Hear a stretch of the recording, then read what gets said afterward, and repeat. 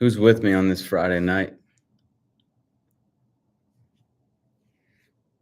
We got some people showing up. What's up, guys? Boom.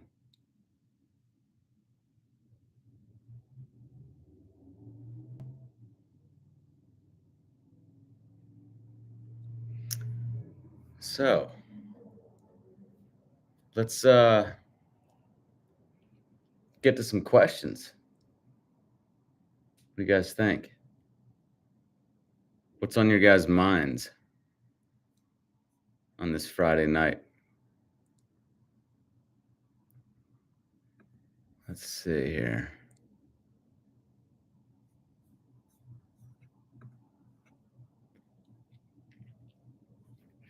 As everyone's showing up, maybe think about some questions you might have. If you guys want to send me swings, we can take a look at some swings. We haven't done that yet. That would be fantastic.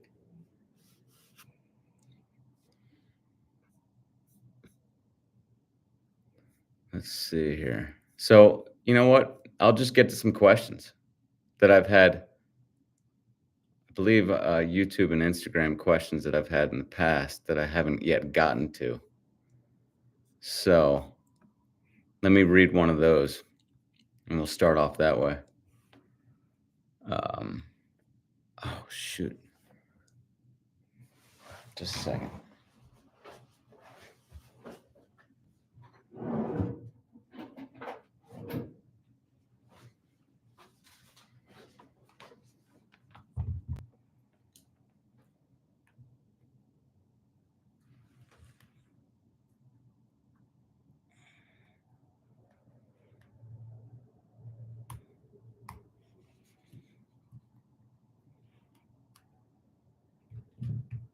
Okay. Can you guys hear me on Instagram? Just want to make sure this mic is working. I think the mic will give us a little better audio. Mic working for you guys on Insta? I'm on YouTube as well, so I'm doing Instagram and YouTube.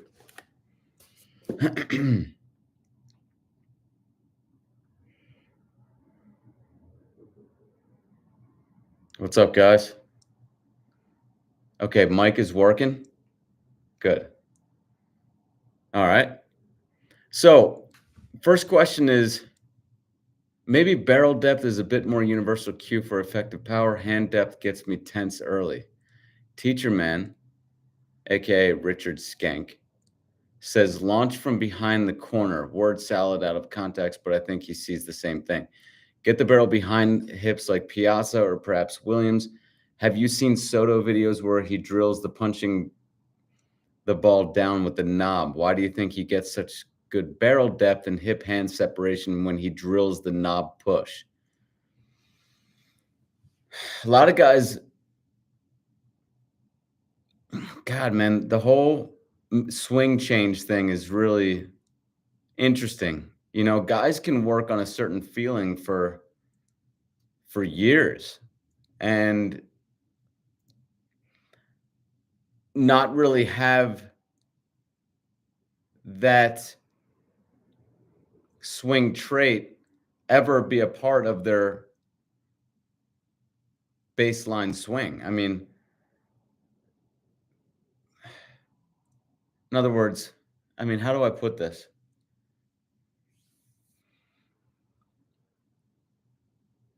You know, everyone. So Soto has a very lead arm dominant action.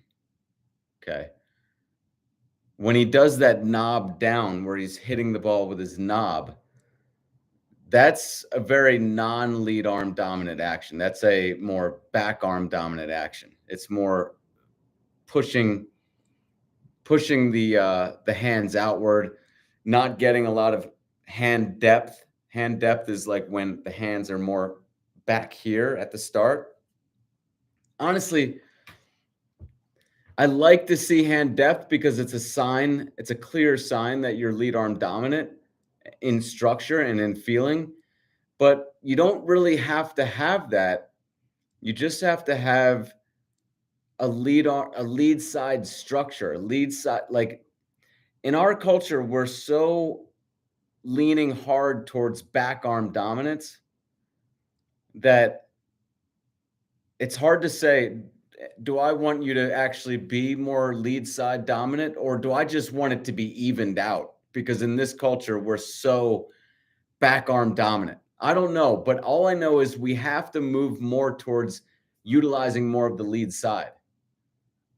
Whether that's, whether that is that I want you to get to 50-50, or whether it's that actually leaning hard towards being more lead side dominant is better.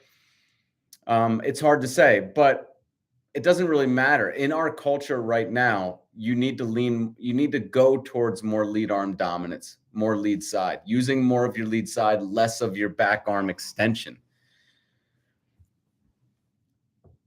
So this question is interesting because it gets to the idea of swing change. And I've been someone who has always observed quite a bit how swing change is operating in conventional culture, either in golf or baseball. And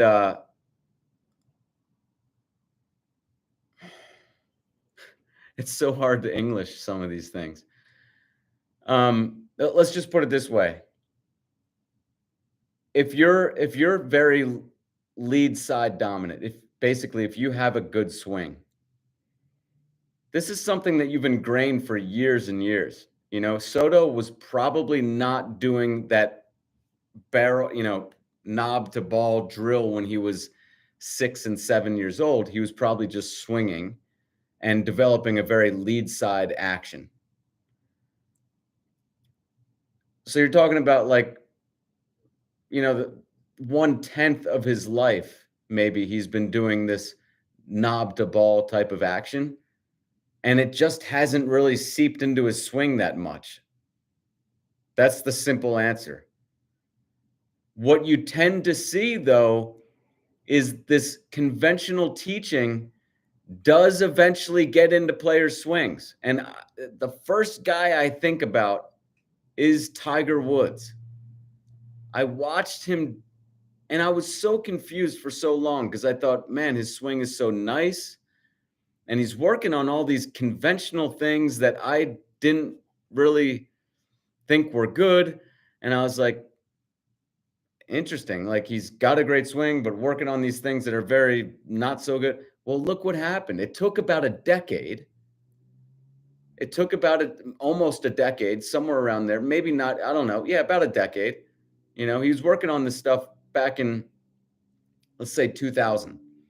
And by 2010, his swing started becoming what it is to this day. Now, people want to argue, he got a lot of injuries. Sure, but his swing, it changed because of the conventional instruction he was getting. He was getting a lot of the same instruction that you see in baseball.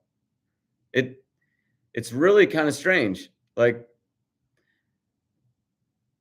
they just maybe random. I don't know what it is. It all has to do with this kind of like conservative, like shunning power type of mentality or whatever. I don't know what it is, but they both want you to basically get your hands more in front of your chest. Like Tiger Woods worked on this all the time where he was going to his backswing and then he would just try to drop his hands without turning his shoulders. This is the first thing that Butch Harmon wanted him to work on. Anyways, look, the bottom line is sometimes these things take a long time to work into your swing. And these guys get up and when they swing in a game, their body just goes back to what they've been doing most of the time. Now, if his practice gets to where he's doing that, where let's say, 10 years from now or whatever, 7 years from now, maybe he does this drill so much that it actually starts to seep into his swing. You could see him decline. Uh, you do see, I mean, I think overall we're in a back arm dominant, like, pandemic almost in baseball and in golf. They not only it's just for various reasons. Well, I mean, we start kids off with their dominant arm and back. The conventional instruction in both sports teaches a lot of back arm dominance. Um, so I think that we really have to get on a completely different page, like when it comes to how we teach the swing. Um, this question is golf dude here, but I have watched lots of your baseball content. Good stuff. Question to hit the baseball low and away. Do you drop the arms down or lower the body down? And as related to golf, you see Trevino, Hogan, Eldrick, and Tiger drop down with their pivot. Comments on that? Thanks. Drop down with their pivot.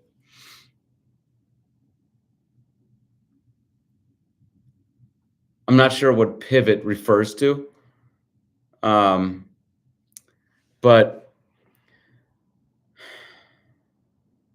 yeah, I like to see as much as possible the arms and hands just drop onto the ball. I think all this tilting, like, I really like to see your hands drop. I'd like to see your hands kind of from the start of the swing, whether it's baseball or golf, and especially that first part of the swing. I like to see the hands drop as well as the barrel or club drop at the first part of that swing. And of course,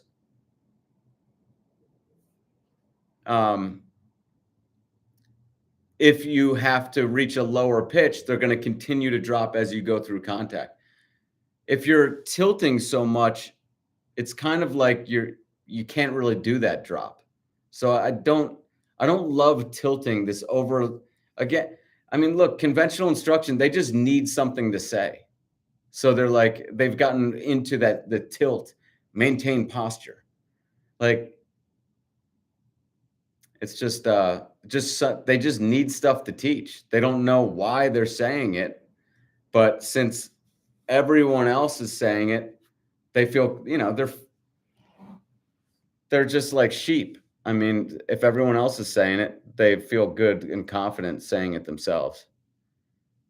But there's no real reason for the tilt so much. What? So you can reach different pitches? Like, actually, did you ever think, like, yeah, when you're hitting, you actually want to try to limit the amount of pitches you can reach? People, doesn't that make sense? You want to limit the amount of pitches you can reach because then so many different pitches won't look so good to you. Makes sense?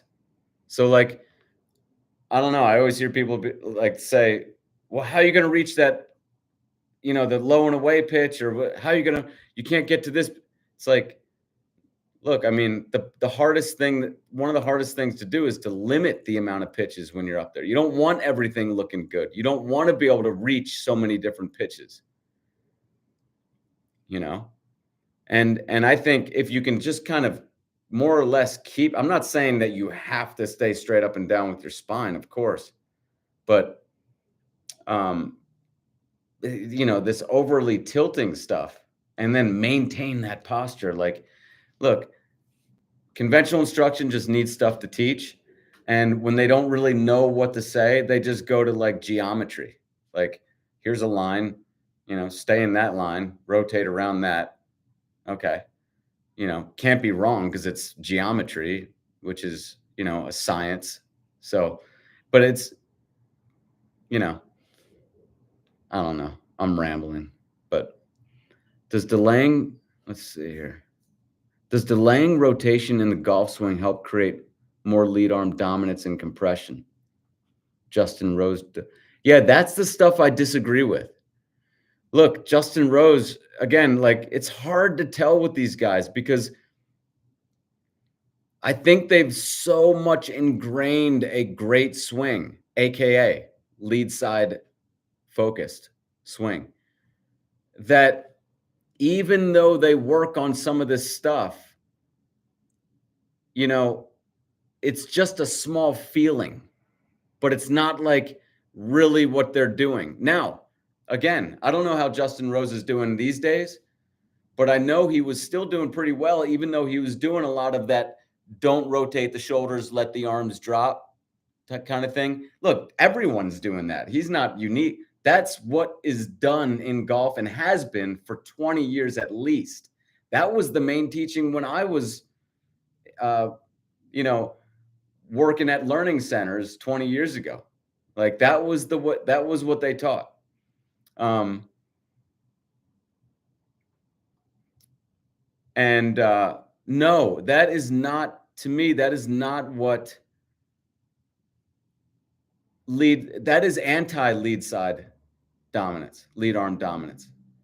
That is the anti, because it's you don't necessarily need a lot of compression, but in that first slow part of the swing, you need, I mean, basically there's a, so let me actually share my screen and show an example real quick.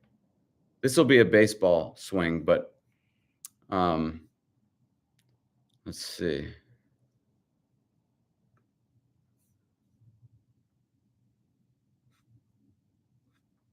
Just a minute.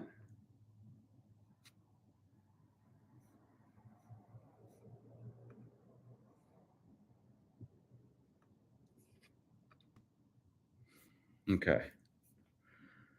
Let me bring Instagram over. I'll share this too. Let's see if we can.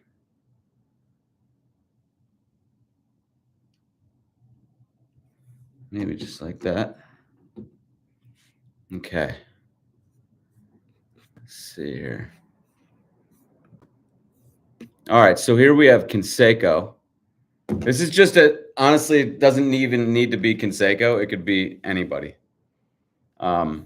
But I want to show what now this goes for baseball or golf. And what I think a great swing is, a lead side dominant swing is it's kind of like two swings. And let me explain what I mean. The first swing moves up your body, but it's almost like the marriage of your backswing with just your weight kind of moving forward. So it's what I have referred to as the slow portion of the swing. So it's the collision of your backswing, which you can see here, but then he's also kind of moving forward. He's falling forward, right? He's falling forward pretty much. I mean, it's not just a fall, it's a little bit of a push of the back leg too. And as this happens, you see the barrel drops. Ideally, everything is very relaxed in the back arm to the point where it's almost like the structure is almost like you're just swinging with the lead side, with the lead arm. I mean, barrel lays down, right, during this slower portion. Now, I consider this almost like a swing. It's a mini swing that, I mean, we're talking such little amounts of time that you'll only feel it in it's almost like just a delay. That's what it really should feel like. But it is, in a way, a swing to me because there's a wave of energy kind of moving up your body. It pulses up your body, and you get into this position here. Now, what happens is now you've actually fallen into the ground. They call this in golf, they call it the squat move. All right, watch a video of Sam Snead, and you can see some guys are just more pronounced in this slot action. I mean, in this squat action, right? Which also happens to be this when the slotting happens. So here Canseco has finished the initial swing to me. Again, it's not going to feel like a swing. It's going to feel just like a little bit of a no man's land, like, you're not really exerting all that much. You're kind of just falling forward as the bat lays down behind you. Now, some guys get a lot of front humerus compression. Other guys don't. What's really important to me is not that you force front humerus compression. Whatever your flexibility, mobility capabilities are at the moment, that's what you should kind of try to do and not try to force a position. The key thing here is that the back arm is acquiescing. It's falling as well as the barrel is falling. Your back arm is kind of folding, and it allows the barrel to drop. Now comes the quicker portion of the second swing, at what I've referred to as the quicker portion of the swing. Because now what you've done is you've grounded the legs. Now, Canseco's now going to drive a faster wave of energy up through his body because he's now fallen forward, he's more squatted, and he can now use the hips and basically add on to what this first slower wave has done. So it's kind of like it's like a series of collisions going on in which you build up power. So now what's going to happen is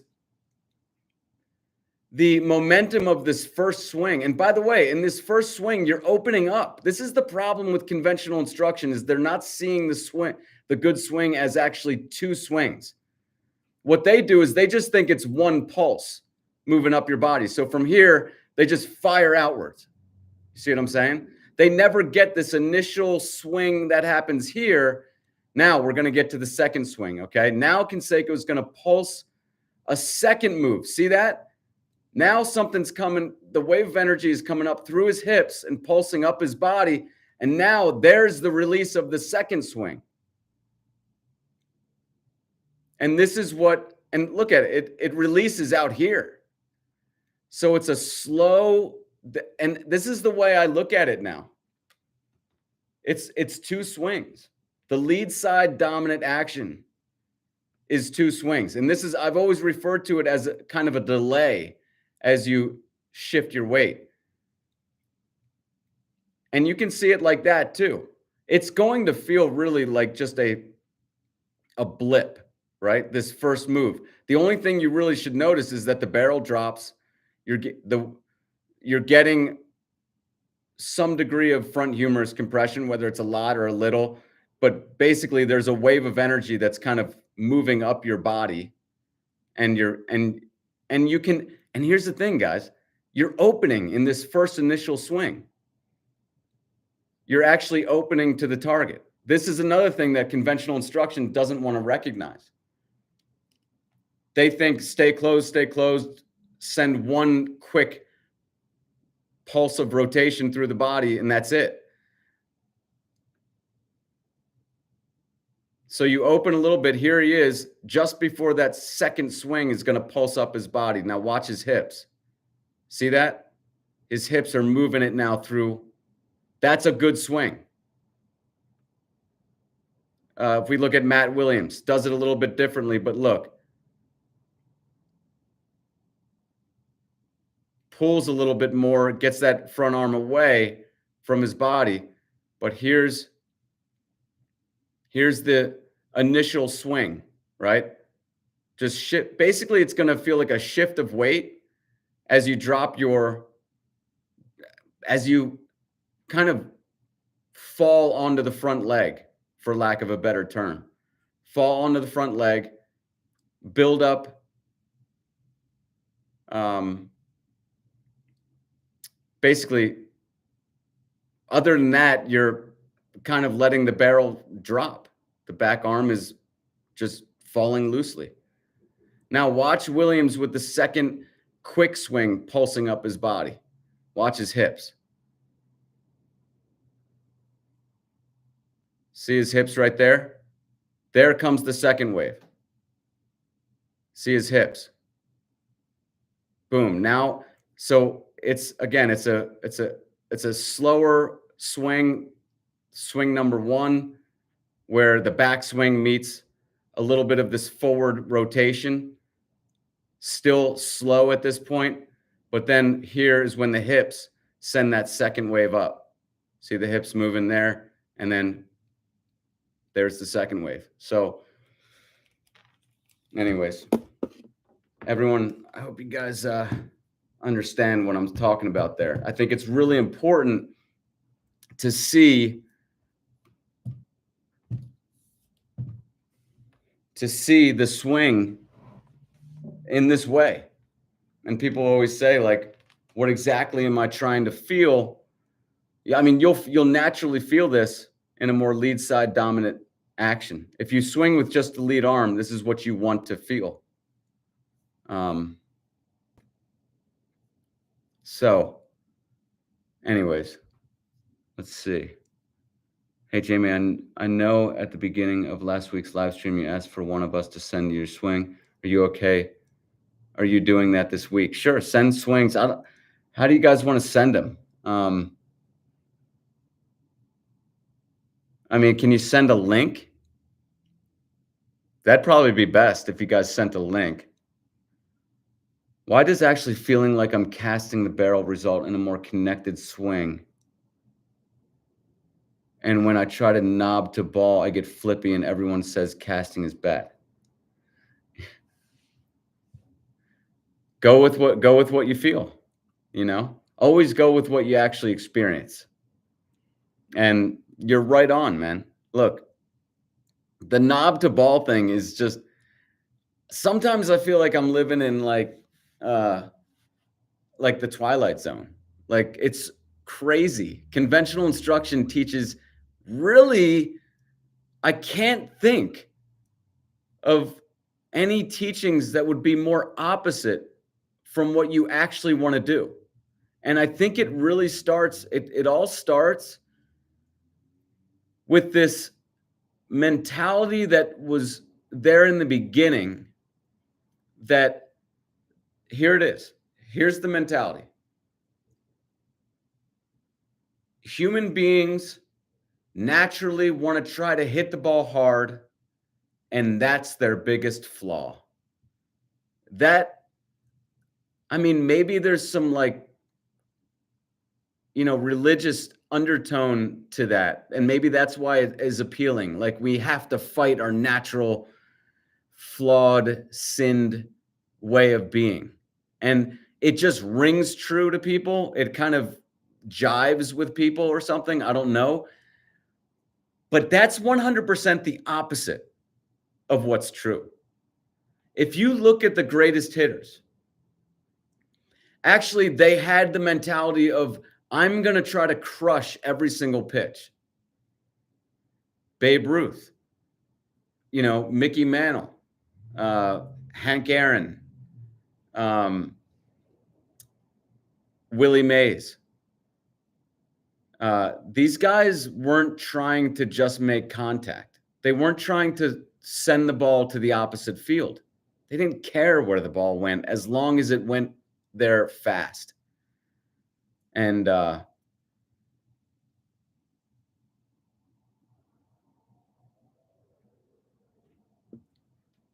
so getting back to the question,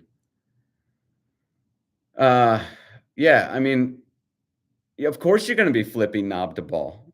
I mean, I don't know, like what, I don't know what, I really don't know what these guys are thinking. Only because we're now, like, I can understand if this is what was being taught when I was a kid, but we're now 30 plus years away from that. I mean, I was into instruction when I was like 10. I knew exactly what was being taught because I was always trying to be the hardest worker. And that actually worked to my detriment because I was working so much on these bad movements.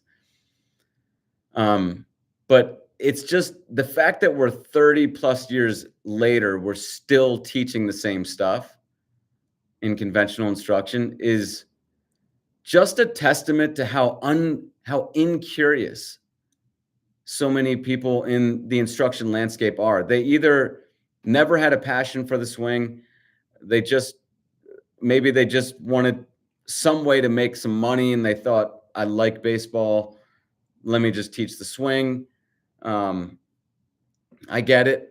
But it's an industry that's very, what's the word? Stubborn. They don't want new ideas. They're they're not curious. They don't Nobody has the balls to kind of step up and be like, "Hey, this doesn't seem right." When I look at, you know, this or, in my experience, this is the case. And no, nobody does that. They just teach what has been taught. It's crazy. Um, why does actually feeling? Yeah. So why? So because Casting the Barrel isn't a bad move either. They villainize a lot of things that are not bad, and then they advocate for things that are literally exactly what you don't want to do. It's crazy. Um,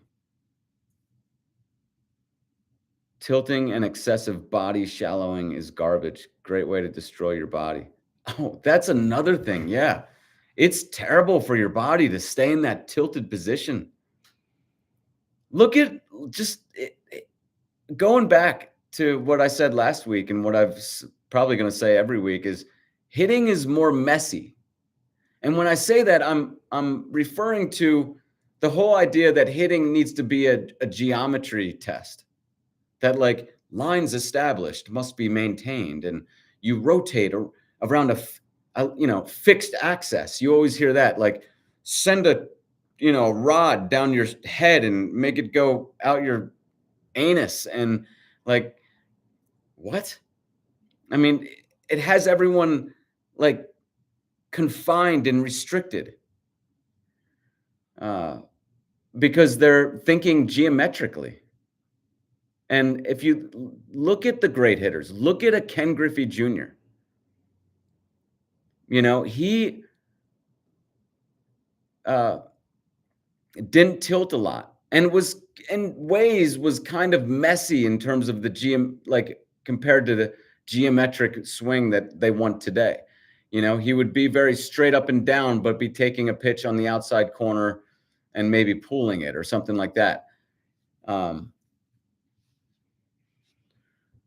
But yeah, tilting excessively and maintaining that tilt as you go through the swing is hard on the body too. 45 years old, training to hit homers is the catalyst that changed my life. Thoughts on overcoming isometrics? Keep up the good work. Thoughts on overcoming isometrics? Yeah, you have to. Well, in reference to the first thing he said, is training to hit homers is the catalyst that changed my life.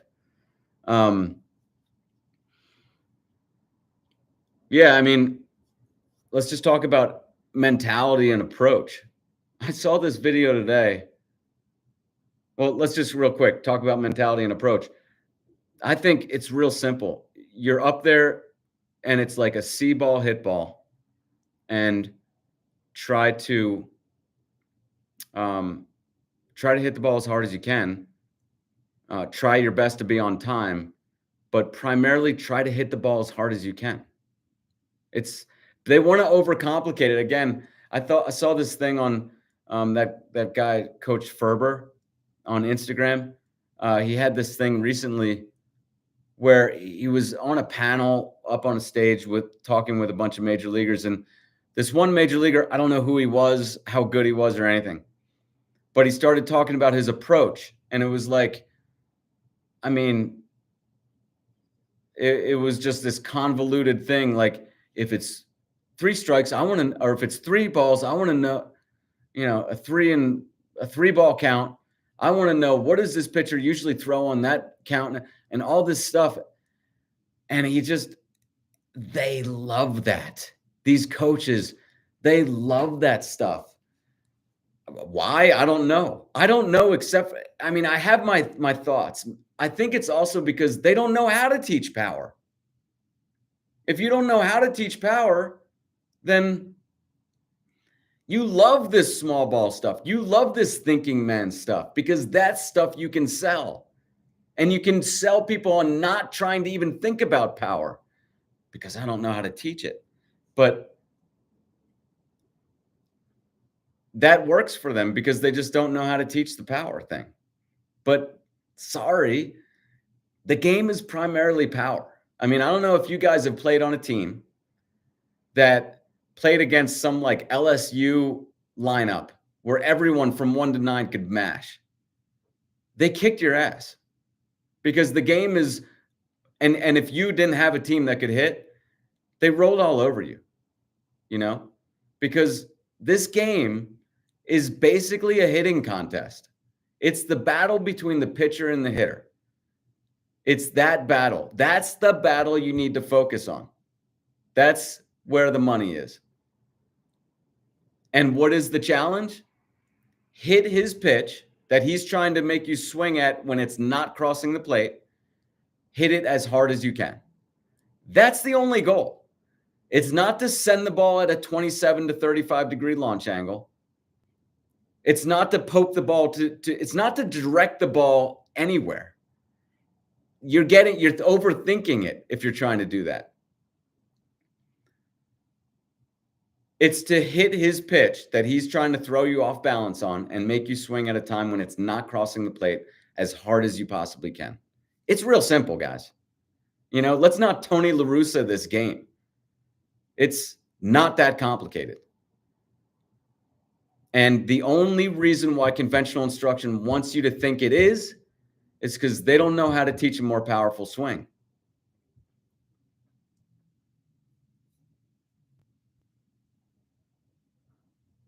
I've been trying to do that lead arm dominant approach a lot this week. Awesome. Just keep it up, guys. That's the only thing I ever wanted when I practiced was to at least know I was headed in the right direction. That's it. I've given you guys something that I guarantee you're headed in the right direction. Just keep swinging with just the lead arm.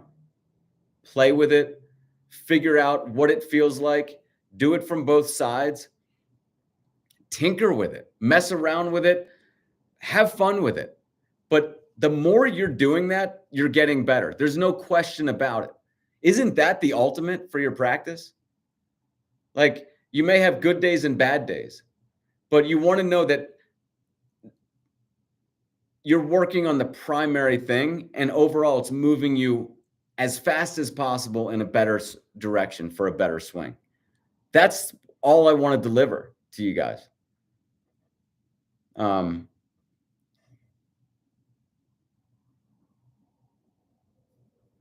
Is the main benefit of barrel dropping behind you to get bat path to be more flat?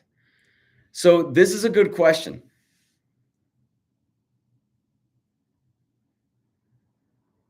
There's been a lot said about bat being on plane. There's been a lot of talk of on plane, and I think that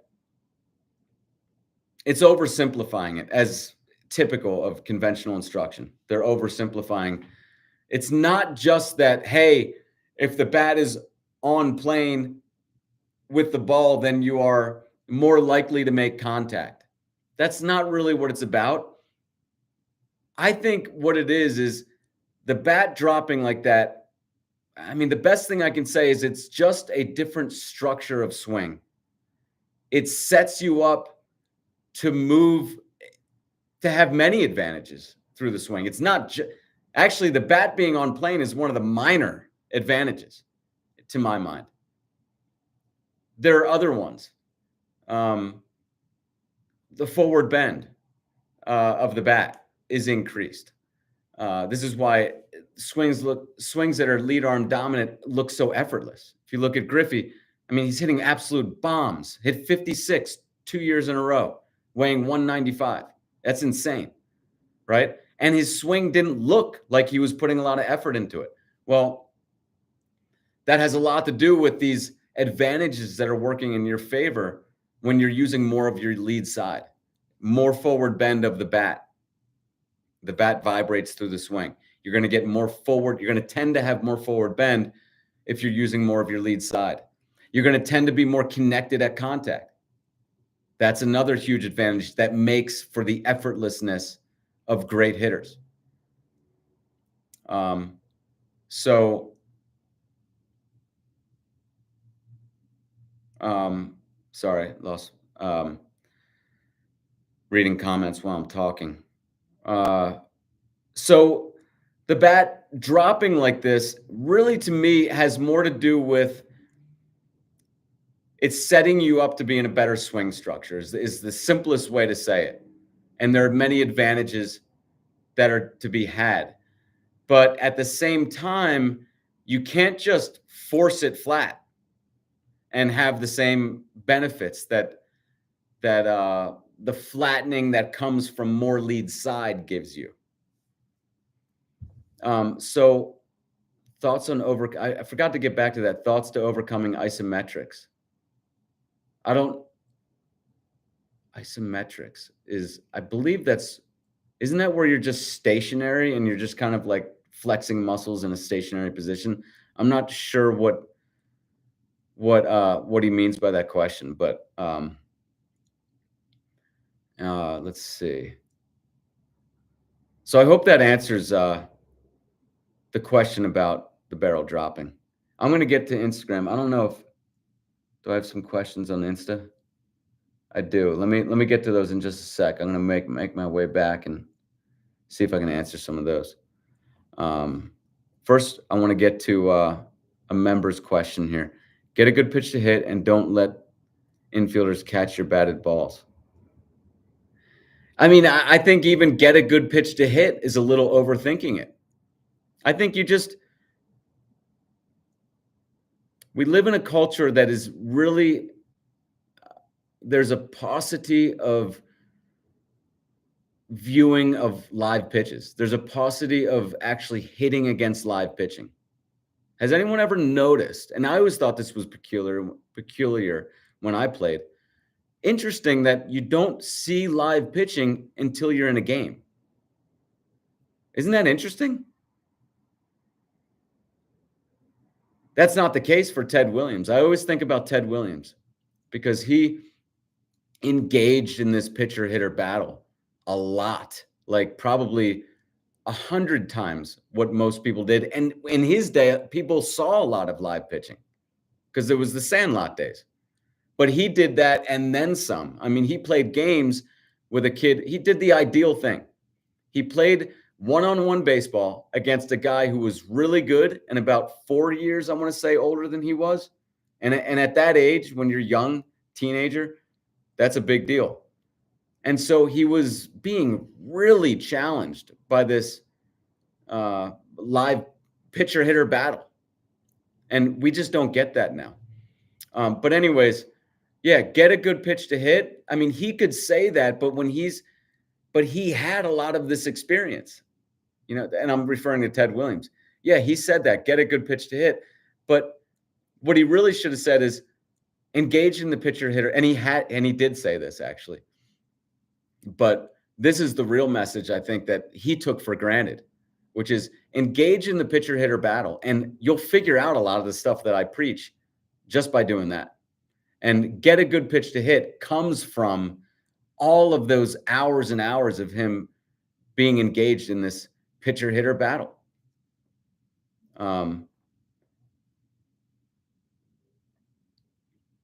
If the scoreboard says to be more accurate, example, runner on third base, less than 2 outs, then hitting a ground ball is okay. I mean, so like Babe Ruth or guys who hit like Willie Mays and Ruth and like Mickey Mantle, they were going for the best hit you can get. And when they got a single or a double, they were like, it's kind of a mistake.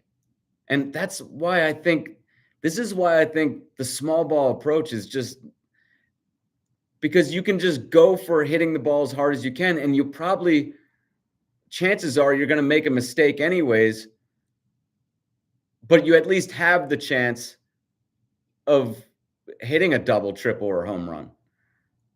But you might just mistakenly get that ground ball that'll score the guy anyways. And another thing that these small ball advocates don't realize is just because you're going for, a ground ball to the opposite field doesn't guarantee it. I see watch games. You see small ball mess up all the time. It's not like either go for hitting the ball hard and your odds are very slim, or go for the 100% safe play. No, it's not 100% safe. It's honestly, I don't think it's much easier to poke a ground ball to the exact same location as it is to just hit a hard double, triple, or home run. I mean, if you have a good swing, that is. And that's the big caveat. That's the thing. That all goes back to that. Conventional instruction loves all the things they love because they can't teach a great swing. Everything is obsolete once you can teach a great swing. The same way that, back in John McGraw's days, before Ruth arrived, he was the king. He was the manager who was, strategizing his way to wins. And then Babe Ruth came along and just said, that's all nonsense. And everyone started following Ruth, and home runs just, went up. And it was proven a much better way to do it. Somehow, the powers that be have somehow been able to sell this idea 100 years later that really should have been out the door back in 1920 when Ruth hit 54, But it somehow made its way back in like the 70s and 80s. People have said it's the AstroTurf fields and guys could make a living poking the ball this way and that way. I don't know. But look, the video is out there. No one's curious enough to take a look. I've been looking at it for 30 plus years. And I can tell you there are some patterns in the best pound for pound hitters.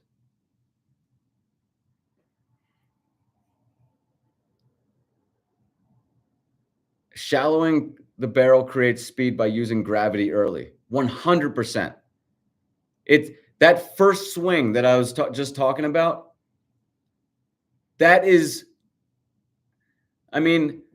it's the equivalent of, if you're whipping a whip, you don't just jerk the thing right. You don't just there's a slow, and then you go, right? It's, lack of a better comparison. That's kind of the same thing. Like you're building up to it, today's swing is just like conventional teaching of the swing is a jerky, disrespect of what movement is. I guess, again, a lack of a better term, the laws or it's a lack of respect for movement and how movement works.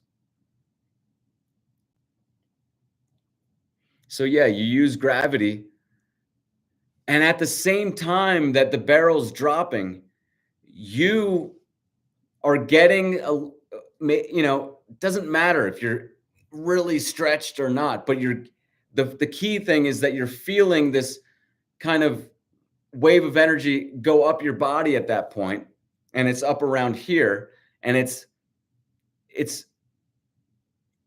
at the same time you're using your leg, you're dropping onto your legs, primarily your front leg, and you're ready to now send another pulse of a faster one, a more aggressive one, up through your body.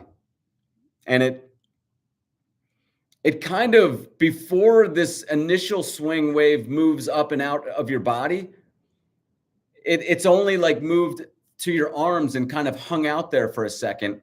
And then you send this second pulse through your body, which is moving very fast and very powerful. And it just kind of finishes the swing at that point. That's a great swing. That's a more lead side action. That's a more lead side dominant action, however you want to say it. But that's the kind of structure that a great swing takes. All this stuff that's being taught today, where you're just firing open from a still position,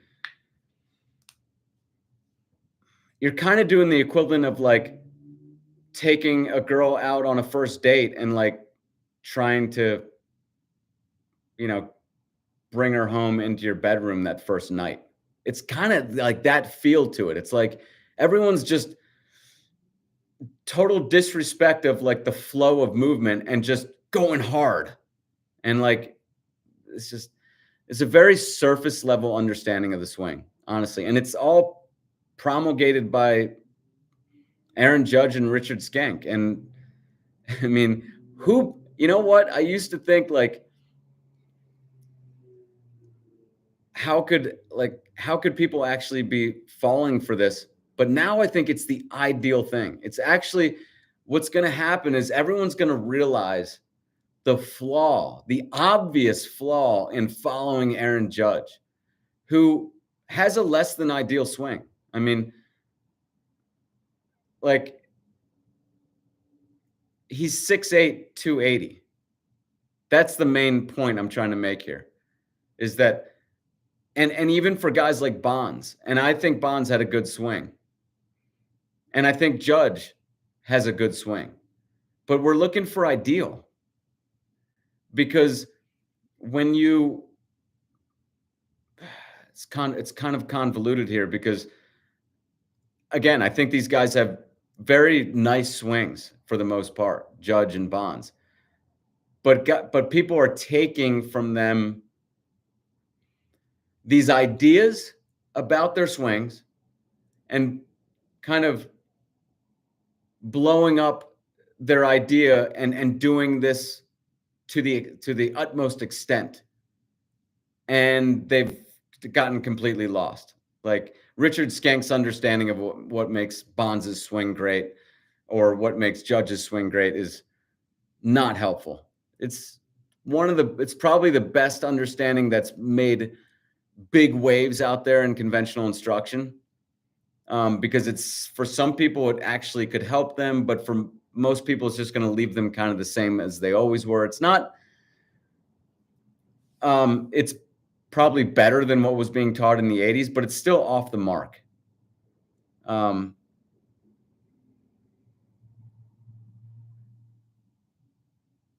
do you think so many coaches don't know how to teach a powerful swing? They're just not that curious. That's the one thing that I know. I've never met anyone on the level as me. And I'm not trying to toot my horn. It's just the facts. The level of curiosity, I've never seen it really in coaches. I was going over like Charlie Lau's teachings today. I mean, they're so, like, I can't believe they were sold to people. I'm not trying to be a jerk. I really am not. Like, it's just,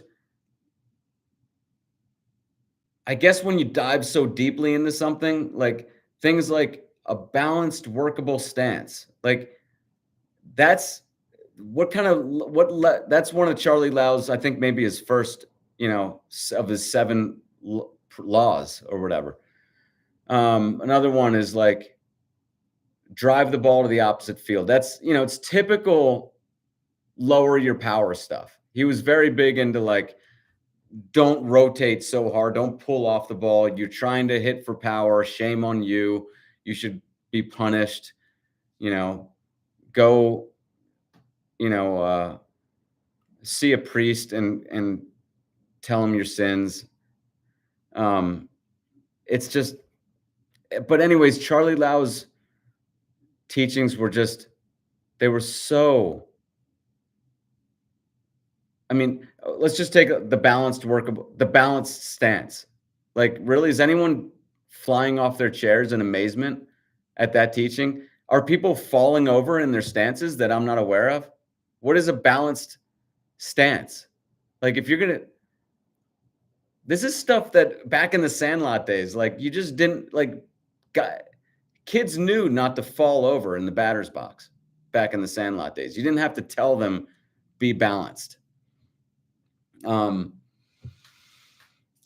How about get rhythm? I think that was another one of his. Like rhythm. Like this is stuff you figure out again if you face live pitching. A lot of that's you just what we need to focus on is doing the right actions that'll lead to the right understandings, the right lessons. And honestly, most of this is just has to do with just a culture that is not getting enough pitches, is not seeing enough pitches, live pitching. Um,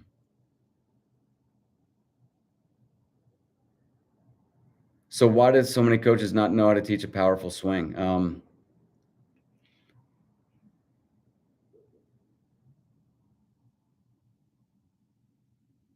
Yeah, look. I think the best feedback I've ever seen is video, and people just. I was carrying my camcorder around with a duffel bag full of equipment to like baseball fields, and back when people thought I was an absolute insane person, they didn't know whether to call me a weirdo or a geek, but I definitely came off as that, as one of those. They just thought it was insane to be filming a swing. Honestly, insane to be filming a baseball swing. You're overthinking it. Um, that's what they would say to me. They would just, I mean, it was oozing out of them when they were looking at me and talking to me. Like, are we really going to overthink the baseball swing like this? Like, you want to film it and then examine it in slow motion? What the heck's that going to do? I mean, people just haven't been all that curious, but it's the lack of video knowledge. That's really it. What I did, my process was simply film great hitters as well as poor hitters, look at their swing on video, and then me do the swings, film it, and look at that on video, and start to piece together a puzzle that way.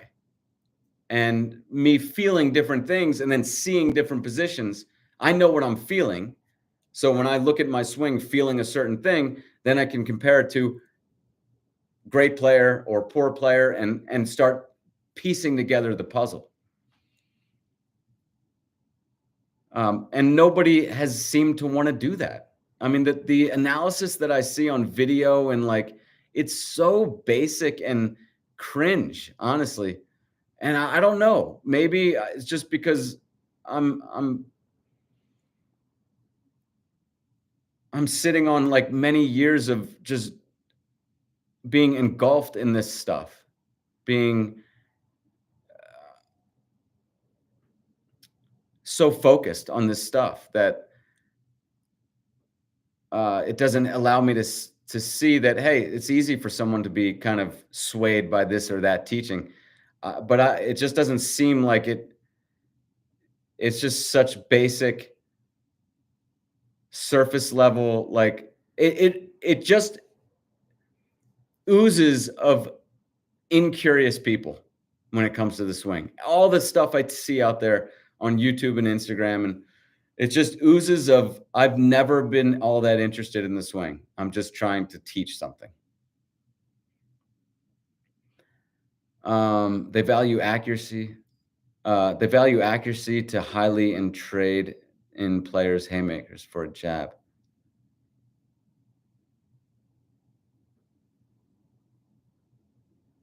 Yeah.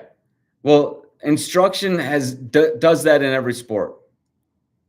They think that that's what instruction is. I mean, when instruction starts in a sport, it's it's created on a foundation of conservatism, of not going for power. Again, I think it has religious connotations. It's like we are all sinned kind of understanding. Like the desire to go for power, that's where the flaw is. But it's not. It's not. The best hitters, the best punchers in boxing, Rocky Marciano. And even to this day, many of the knockouts that you see in the UFC or boxing are round punches, but they go almost unnoticed because in instruction, that's taboo, that kind of punch. It's bizarre, man. It's like I feel like a book should be written just on the psychology of the instruction industries in sports. It's bizarre because they literally like what's right in front of them. Like, tell me the best swing you've ever seen in baseball. Nobody will doubt Ken Griffey Jr. At least 90% of people will say Ken Griffey Jr. Let's just say it's Ken Griffey Jr. that everyone says, right? Well, look at his swing. Why don't people just look at his swing? Because when you do, you'll see he does exactly the opposite. And then what they say, if they're ever confronted with this, is he can get away with that. Yeah, but what about number 1, 2, 3, 4, 5, 6, 7 on the pound for pound list? They do it too. So, I mean, it's right there in front of him. Ted Williams asked Rogers Hornsby what it takes to be a great hitter. Hornsby, get it? Yeah, Hornsby said that, right? Get a good ball to hit. But again, these are guys who grew up with sandlots. This is why I think the whole like knee-jerk reaction that we're living in the best era of baseball player, we're living in probably the strongest and the tallest guys. But there are other skills and kind of, attributes. And I think pitch recognition and swing mechanics have been better. Is strength and speed up these days compared to early 1900s? Probably, yeah. I mean, strength, you could say, definitely. Nobody was 6'8", 280. I mean, even, someone as big as Miguel Cabrera, there was nobody like that back in the day. I don't think. So, yeah, I mean, I just don't think that like get a good ball to hit is what are you going to do? I mean, that's like, are you going to think about that when you're up? I don't think that's the right. Again, I think it should just be when you're at the plate, as far as just plate mentality, I think it should just be, I'm assuming I'm going to crush this particular pitch. And I'm assuming I know when it's basically going to cross the plate. I'm not overthinking like, when is it exactly going to, oh my God, I got to swing at the exact right time. I know, I'm just up there, see the ball, hit the ball. I mean, I couldn't help but think when this guy, Coach Ferber had these players on the panel, and this one guy was going off about all the confusing, counts that he's trying to figure out what the pitcher is going to throw, and this is his approach. And Coach Ferber was saying how great it is that he's got this, convoluted understanding, and it's so scientific, and how smart he is. And I mean, most great hitters were just see the ball, hit the ball. They weren't thinking about all that stuff. I know Williams was, but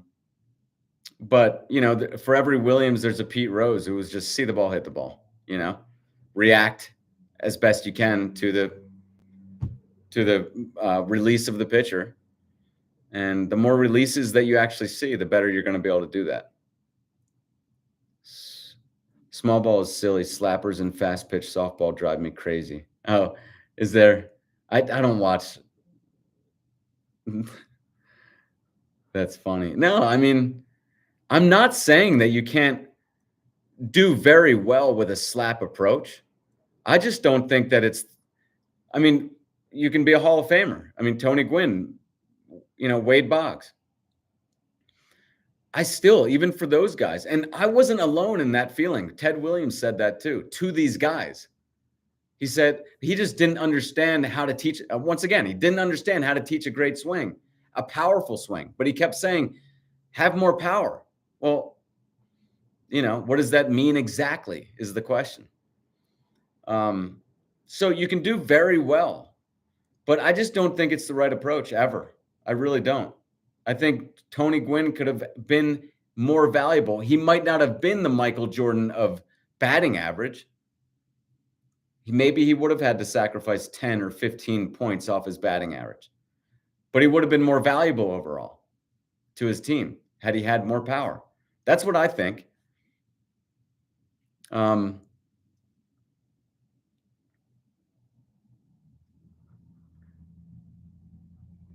why do you think guys like Bobby Witt Jr. have had so much success when they're very clearly back arm dominant? Um, I don't know too much about his swing. I know I've seen it, and I do think it comes in front of the chest here. And I think that's probably what you're referring to, but as back arm dominant.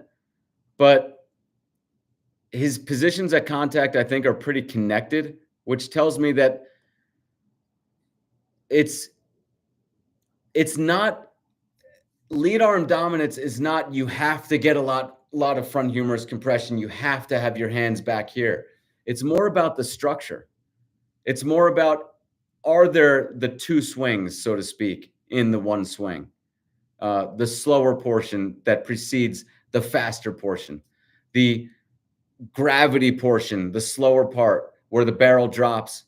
And even if the hands are in front of the chest, are you going through the right sequence that a more lead side action gives you?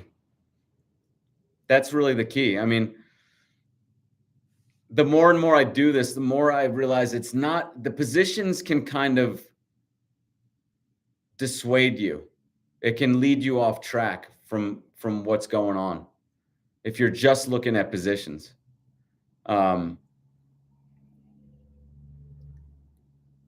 It's really just about, everyone's going to do lead side a little bit differently. And it doesn't really matter if you're not getting a lot of front humerus compression. Again, the key is, are you in that general structure where the lead side is pulling? Mookie Betts, is never gets his hands really behind him like that. Where I have a problem with it is if that's what they're trying to do. They're trying to go, and take the body rotation out of the swing and go this way with it. And look, I think a lot of guys are successful with swings that are kind of less than ideal these days. My take is we're all underachieving to at least a small degree, because everyone's affected by conventional instruction. Even if you're not that into swing instruction, everybody on your team is swinging a certain way and you're watching them day in and day out. You're going to have more of this back arm dominant action. So I think everyone's pretty back arm dominant these days. The guys who aren't, they really kind of stand out. Kyle Tucker, Ronald Acuna, they get a lot of that front humerus compression. But again, there's a very much a gray area, and it's hard to just say he's back arm dominant and he's not. I think to make it to the major leagues, you almost have to have quite a bit of lead side dominance, unless you're just a defensive specialist.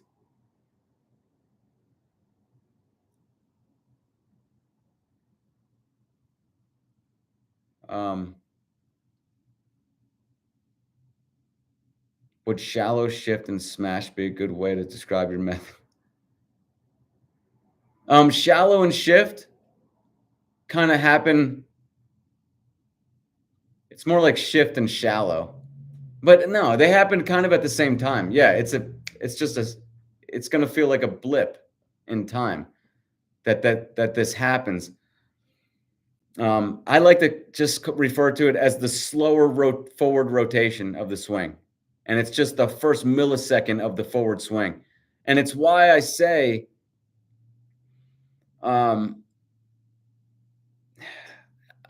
this is where you'll hang out for a second if you're relying on the secondary cushion. You'll hang out in this kind of slightly rotated forward position. This is another thing that conventional instruction is getting wrong. They think if you open at all, you've ruined it. And that's not the case. I mean, there should be many swings where you're in this slower forward rotation and you're, oh, now I have to wait for a second. Now comes the faster one. Once you start the faster one, it's going to be really hard to stop. You still could. I mean, you could check swing, but you're basically, that's the decision to go. Judge wouldn't, if Judge was normal size, he wouldn't hit even 15 homers. That's possibly, I mean, when I first read that, I thought that's ridiculous because there's no way only, but that's, I mean, if he was, let's put it this way, if he was, who's that really small guy? Plays for the Astros. You guys know who I'm talking about. If he was that size, dang, just, what's his name? Somebody give me his name. That's real small guy that plays for the Astros that still hits bombs. Altuve. Thank you. If he was Altuve's size, he wouldn't hit homers as often as Altuve probably. Altuve gets he gets quite a bit of hand depth. And again, that's just a sign that he's very lead side dominant. You don't have to get hand depth, but if you are getting a lot of hand depth and you're getting a lot of front humerus compression, it's a clear sign that you are someone who's utilizing quite a bit of their lead side. That's all. What are people talking about with barrel drop and drag? What does that even mean? Isn't it actually just a good barrel action with bad rotation so the bat falls too far?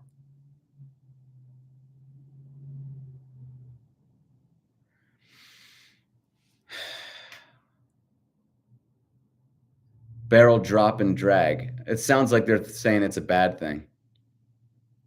Yeah, it's just a good barrel action. I don't know what they're referring to really.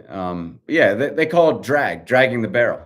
It's another thing that conventional instruction says is bad. I mean, if they, you know, if a kid in Little League is swinging like Ken Griffey Jr., they're going to coach it out of him. And I say this all the time. The only reason why Ken Griffey Jr. didn't get it coached out of him is because his dad was Ken Griffey Sr. He literally grew up in the perfect environment to have a great swing. He was around a lot of heavy bats as a little kid, which is going to promote more lead side action since little kids are not strong enough to exert, especially a heavy bat with their back arm. So it's just going to basically default to a more lead side action where your arms are just, your front arm is just compressing up against your body and it's catching that free ride. It's almost like he's saying, my arms aren't going to swing the bat. I'm going to just go ahead and catch this free ride that starts when my backswing connects with my forward swing. And then I'm just going to whip it through using the rotation of my torso, which is controlled by my hips and my legs and the whole body. And he ingrains that action.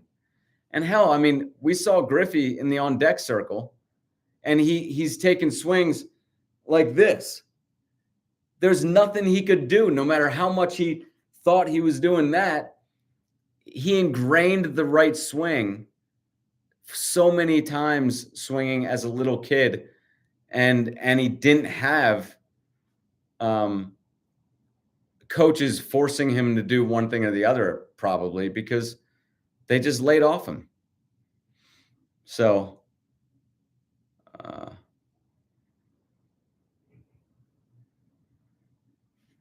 why don't we look at more baseball swing videos from down the line versus face on so you can see the proper barrel action you described from a different angle? It seems easier to see from behind. Yeah, you can see it from the front side too, but yeah, I don't know. With the golf swing, I prefer to see it from down the line. That's interesting. I hadn't really considered that, but golf swing, I prefer to see down the line, and baseball swing, I prefer to see from the front angle. Maybe it's just because those are the angles that I saw the most. And so I became more familiar with them. But I've said before, like, there could be great insight to be had from all sorts of different angles. I don't know if it really matters. It's just as long as you pick an angle and probably stick with it so you can reference things against it. My coach really liked your front side approach. His thoughts were that I could be more lead side dominant if I kept my back heel cemented into the ground longer so my torso delivers the barrel through. This sounds like meddling a little bit, this cemented and stay here and don't. It's confine is the name of the game in instruction. Sorry, in Instagram, I'm not getting to you guys' questions. But that's just, I don't look at Roberto Clemente, look at Hank Aaron, look at, honestly, so many guys, they didn't have their back foot that stay on the ground. There's too much of this restriction going on in conventional instruction. It goes back to they're flawed all the way back from the beginning when they assume that general main idea of people want the natural instincts is to want to hit the ball hard, and we must shun our natural desires as human beings. That's not what hitting is about. It may be what religion is about or whatever. That's not what hitting is about. Hitting, you want to go ahead and nurture that thing in a child that wants to hit the ball hard. It's kind of like the adults are such bummers in baseball. It's like that's what the kids want to do. Obviously, doesn't everyone want to see the ball fly far? And they just want to be a bummer. They just want to be like, don't do that fun thing. Slap it to the other field. Be a team player. And it's like, I'm not saying you shouldn't be a team player. I'm saying you can have your cake and eat it too. You can have your power and be the most valuable for your team. That's fun. That's fun for everyone. Let me go to Instagram for a sec.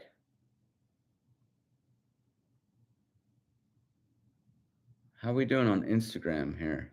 All right. When looking at lots of the best front arm dominant hitters, I see on high pitches, the top hand is a bit more exertive. Is that okay? Absolutely. Yeah. When there's an adjustment, like,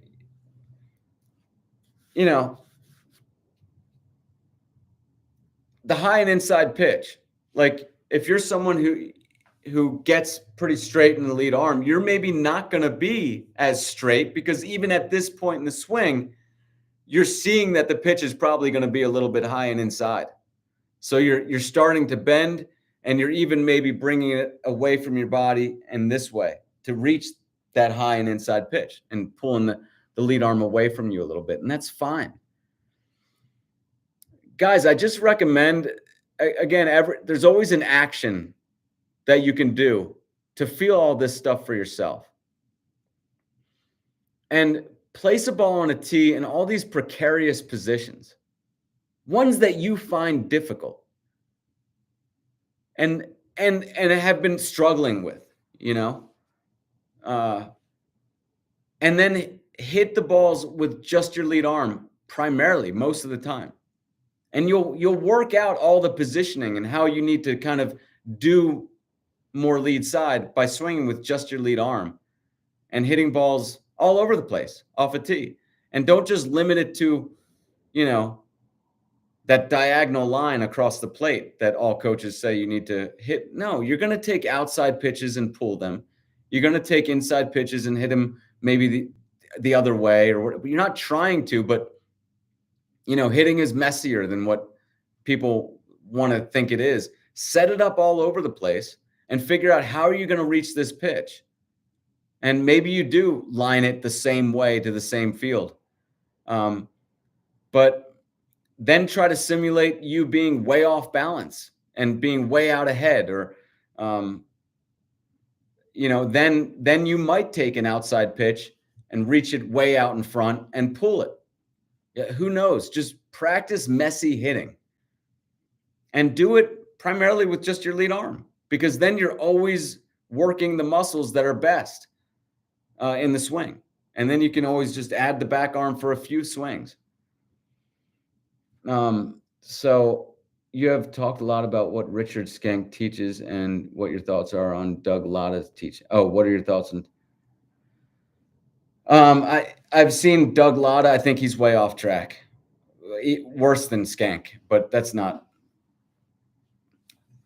unusual, because as I've said, I think Skank's method is the best to hit mainstream, because I don't think I hit mainstream back in the early 2010s. I was still underground, and then I kind of removed myself from the industry and never became as big as what Skank was. I became just underground big. But as far as mainstream like approaches, Skank is the best I've seen, but everyone else is way off track. I mean, in my opinion,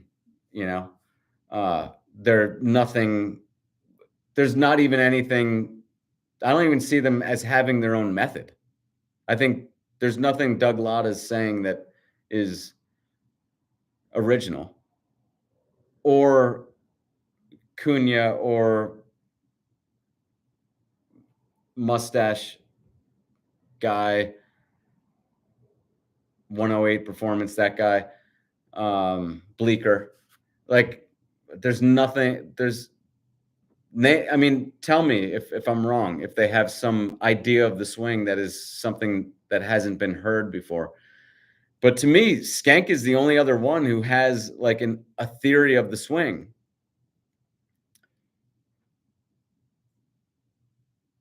Let me see. Who in the baseball game today is something you should look at? Like Kyle Tucker, Matt Olson is very lead side. Altuve, Acuna,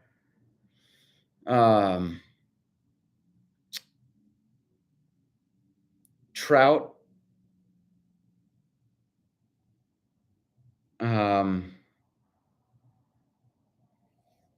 Trying to think who. Stanton. I want to say Jazz Chisholm. That guy. I mean, there are quite a few. Like I said, you can't really make the major leagues unless you have quite a bit of lead side dominance.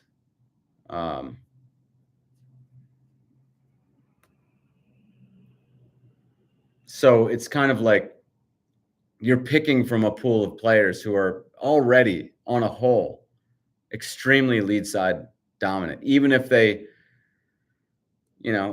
don't have the Ken Griffey kind of positions, they're in a lead side structure. And even if they're working on certain like knob to ball stuff and they're changing some of their positions, they're still in a lead side structure with these changed positions. I think even someone like Bregman, I think he has a lot of lead side, but he doesn't have probably because he works so much on the other stuff. His positions aren't very typical of what you'd see in a more lead side dominant player, but I think that's what he's feeling on the inside, is a lot of lead side, and a lot of it you can see by just how much flip is going on through contact. If they're back here, almost finished the swing, and the bat and their back arm are in alignment at that point, and there's not a flip out here, then they have quite a bit of lead side. My coach today was super on me about lunging for the baseball. Of course. How do I do that in a good way that isn't too lungy, if that makes sense? Lunging is a myth. That whole idea that you shouldn't lunge is a complete myth.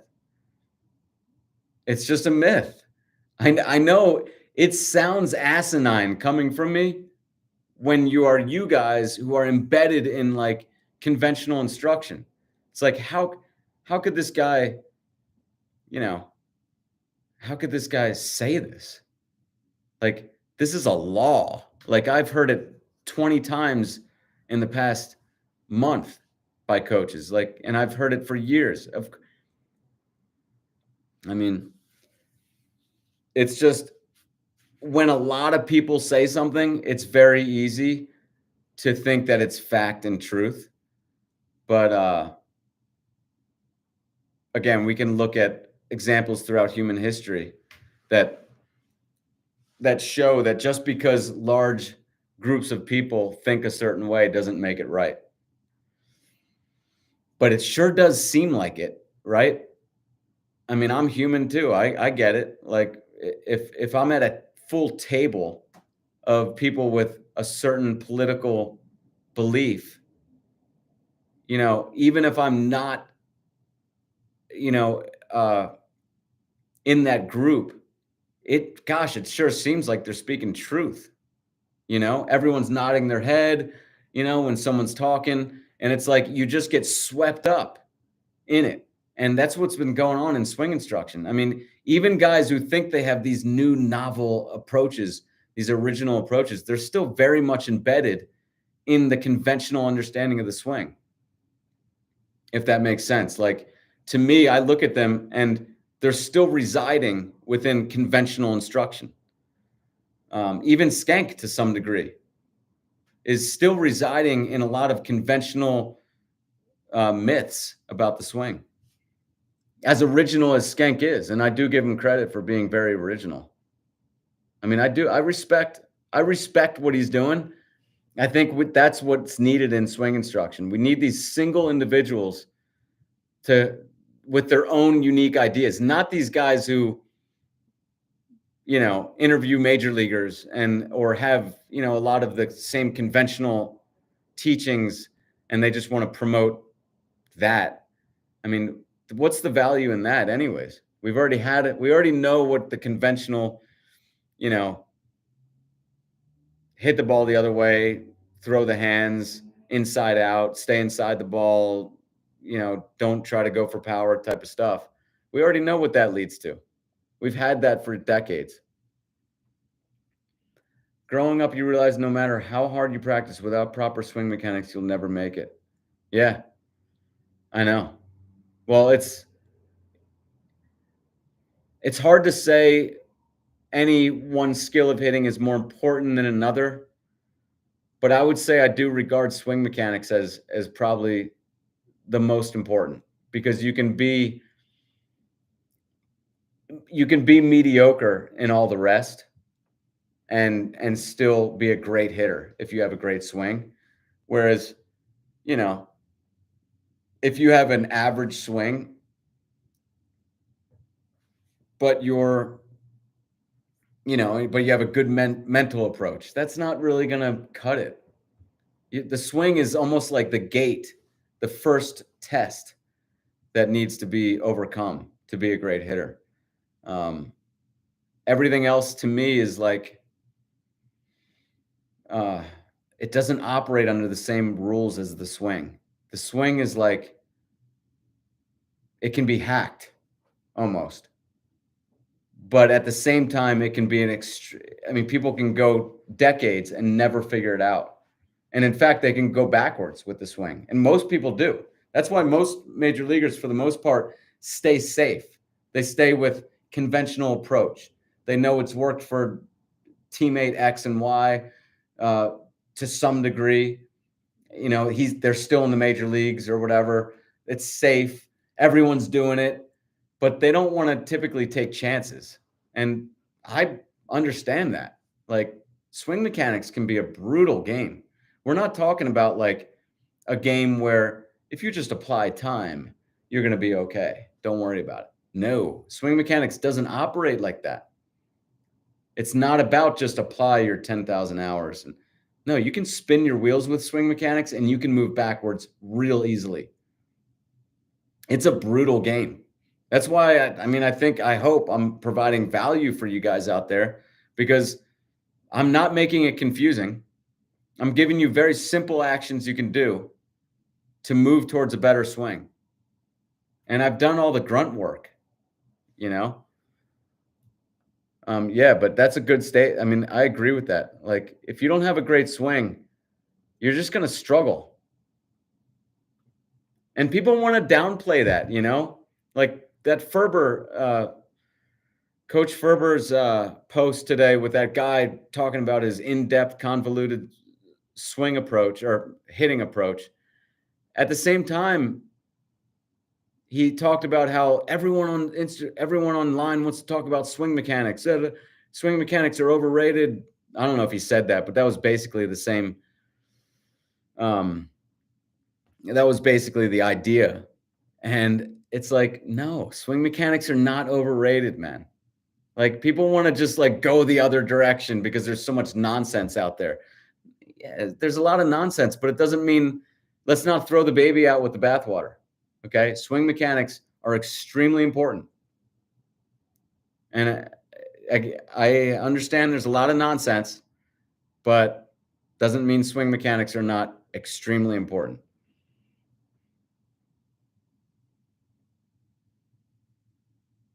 Okay, not sure if my comment went through, but I asked with smaller guys, what should you feel with your front leg and moving forward, how Mookie does? I mean, let's just hit balls with our lead arm and not get too like I don't like talking about bigger muscle movement. You'll figure it out if you hit balls with just your lead arm. Like I said, there's two swings in a great swing. There's the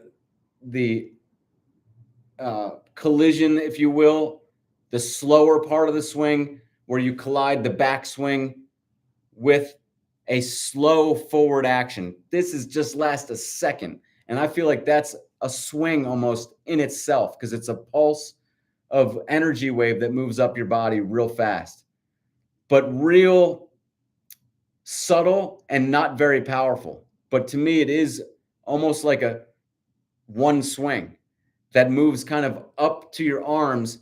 And then you send a second wave that's faster, pulses up your body, and you finish the swing. That's what ends up happening when you swing with just the lead arm. You'll feel more what I'm talking about. During this slow first swing, that's when the barrel kind of drops. You're falling onto the front side and kind of getting a bit of a bend in your knees. And you're going to take that bend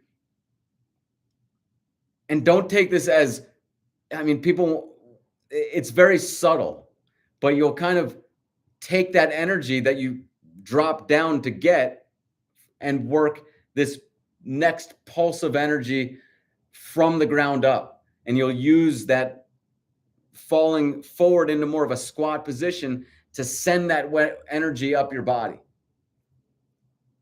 That's the second swing. That's the powerful pulse of energy that moves up your body and finishes the swing.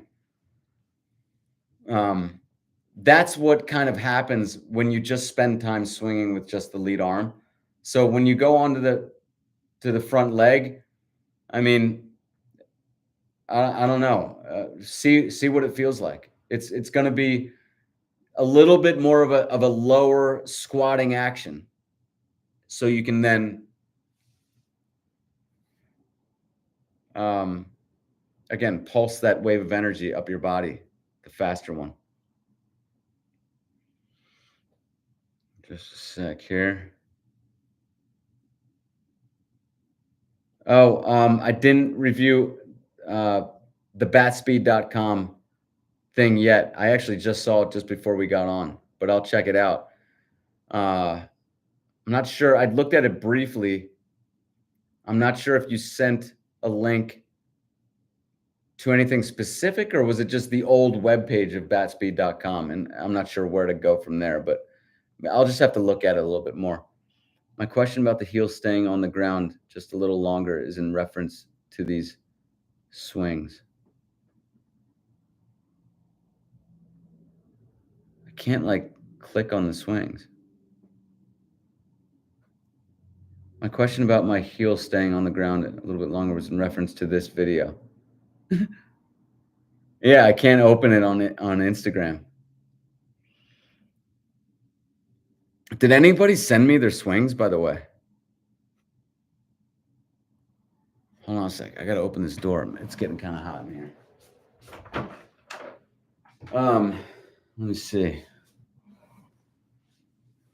Let's see. He said the hands push because I get up onto my toes too fast instead of staying in my heel. Oh, hands push. No, no, N- no. I mean, it's if anything, it's the opposite.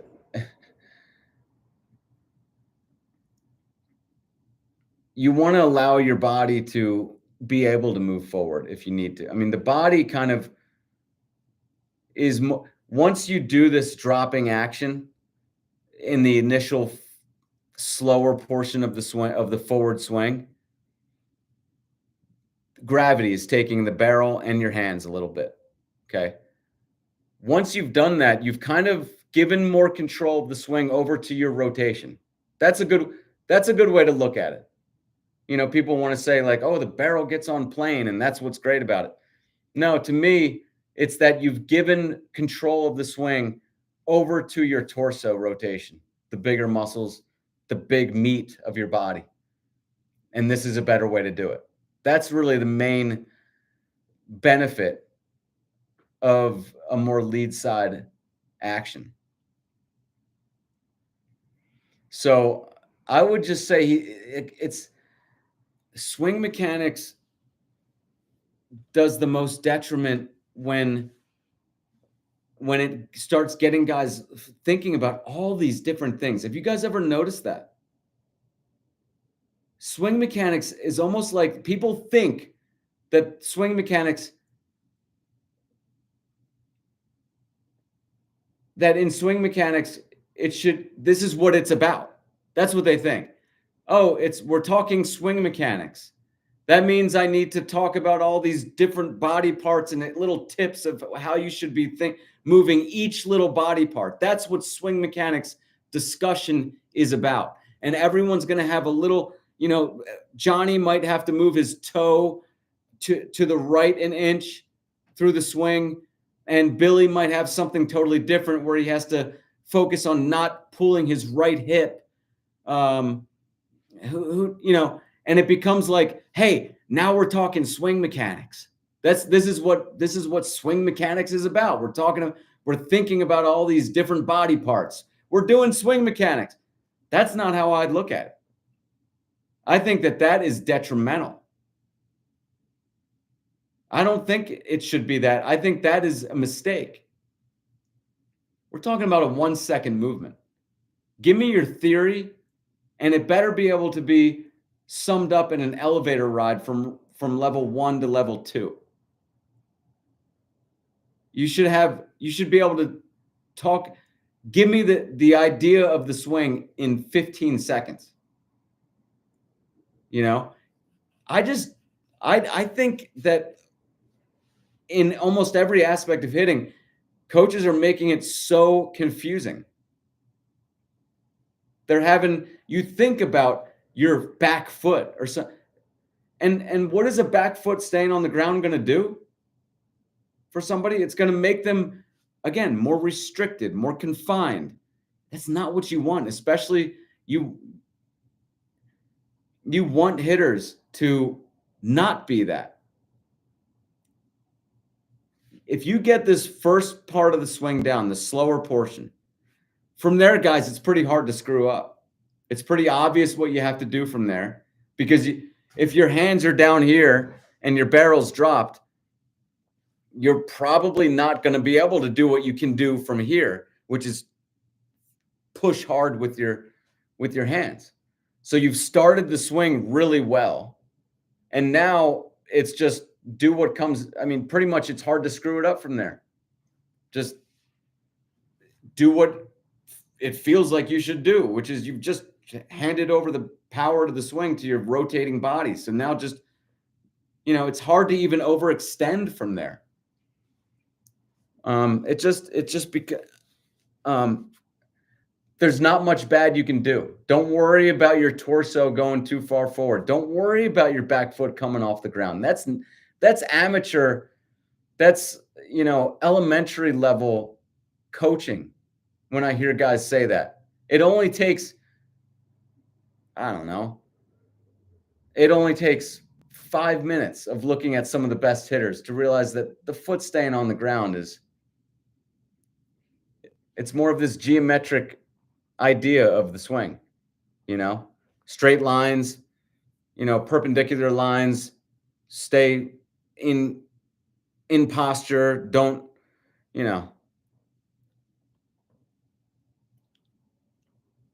do the hips rotate less in swings if hitters get up on their toe too early on in their swing? I mean, the hips rotate less. Oh, I think I see what you're saying. It's like the sway teaching, like where the hips are like kind of moving sideways instead of. I don't think that the problem is ever in the lower body, bigger muscles. It's never in that. Figure out what you need to feel in the arms and hands and how it relates to the bat. Figure out the arms and hands and bat movements. And the lower body will just adjust and support that. I don't think that you should ever be thinking about lower body movements. Like thinking about the back foot or all that. Your body is moving in a way to just deliver the most power that you can, hopefully.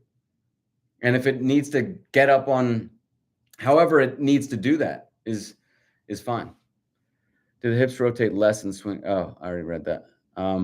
Did you? I already read that.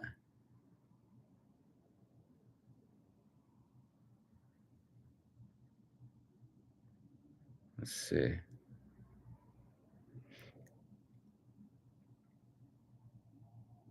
Okay.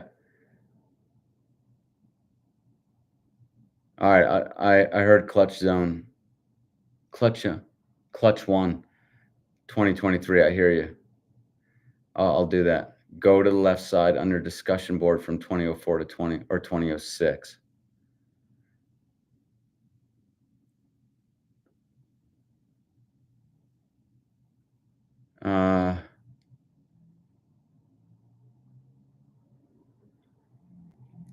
The primary focus of batspeed.com is to create early bat speed, which is the premise of what Aaron Judge is being taught. That's interesting, man. Yeah, I mean, again, I think it's kind of shooting your wad to try to go real fast at the start. I think actually just the opposite. Great hitters, great pound for pound hitters, actually get more of of the faster action happening probably at and through contact.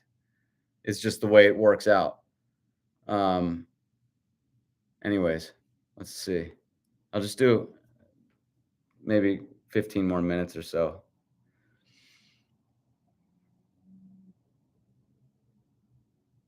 I was told Altuve swings out of his shoes because he has elite bat to ball skills, so he can get away with swinging out of his ass. Is that true? Yeah, I mean, who measured the bat to ball skills? Like, does someone have like a measurement of that? Is that how they know? That's like when people say, so and so. No, it wasn't this or that. It was his superior. I don't know, hand-eye coordination. It's like, did you measure his hand-eye coordination? Or are you just guessing? I mean, the bigger guys have that cushion of now swinging as hard as they can because their pop-ups are homers. Absolutely, yes. That's exactly right. I mean, the fence is only so far away. Once you get to a certain size, it becomes a different game for you.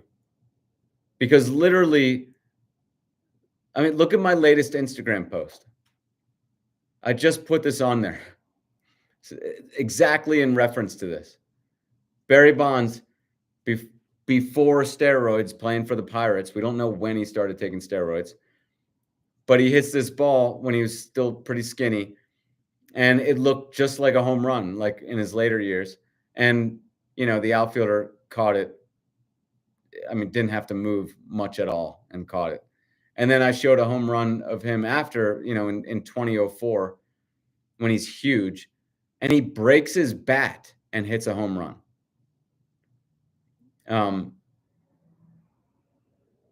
Yeah, it's literally like the hits that would be outs. I'm not even saying they would be doubles. They would literally be outs are turning into home runs. It's a different game. I don't know. I don't know how people aren't seeing that. Like I hear people say, if you just walk into a weight room and grab the biggest guy, he's not going to hit home runs. That's a different thing. Good try. That's a different thing. We're talking about baseball players who then also become huge. That's a big difference than grabbing bodybuilder out of Gold's Gym and putting him on a baseball field.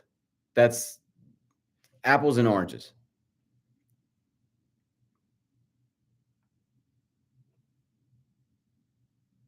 Do you know Chris O'Leary? I've heard of him. And but is he even still in this space? Because I remember hearing about him a lot when I first started out in like 2007. It was like he was the only other guy online, it seemed like. Do you think equipment has evolved to support bad swings? What equipment changes would you consider to encourage a good swing? Heavier bat? People get carried away with like the heavy bats, like they swing sledgehammer. That's not. I think your practice bat should probably be a wooden bat, maybe a few ounces heavier than regular bat or something like that. For kids, I think it's really pretty helpful to have a wooden bat. Always have them use a wooden bat. Look, if you have kids swinging from age 3 to 6 consistently with a slightly heavy bat, meaning wood, basically, they're pretty much guaranteed a great swing. That's the lowest hanging fruit. Yes, equipment has evolved to support bad swings. 100%. Plastic bats are probably one of the biggest things. Pitching machines, that's a big one. Our current swing today is very much, the swing that's taught is very much the swing that's taught because of pitching machines. It just encourages this kind of stay back, stay still, get bat speed as quickly as possible from the start, and just, react and just spaz out in a burst of sudden, rotation. What else do I think a small bat that you swing with just your lead arm is the best simple piece of equipment that you could get. I sell the lead arm training bat on my website, theswingmechanic.com. But I tell guys, like, if you can find just a smaller wooden bat at a thrift store, by all means. Let's not overthink it. Let's not get caught up in, details that don't matter. It's what matters is that you're spending time swinging with just your lead arm. That's, I think. But as far as equipment changes, I don't know if I'd like equipment changes. It's just there's an over focus on equipment and technology to my mind. I'm all for technology, but like, let's not jump the gun and think that just because we have a plethora of technology, that means we're getting better. Do I know 209 Coach? No, I don't. Jacqueline Milan has a swing that could be revolutionary. I don't know who that is. Do you think consistent 95 miles an hour has impacted what is being taught today? I mean, that is what everyone wants to say, and I think that's probably a message being sold by, like, the top down, that pitching is so much better today. Oh my god, hitters are so much better. Like, I think that that's probably what Major League Baseball wants to sell you on because they wanna sell you on we're playing.